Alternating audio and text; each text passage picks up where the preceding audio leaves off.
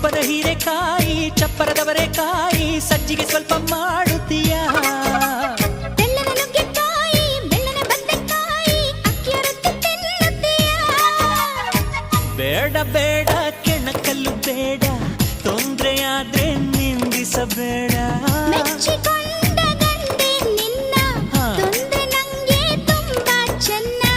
ನಿನ್ನ ಪ್ರೀತಿಯ ಮಾತೆ ಚೆನ್ನ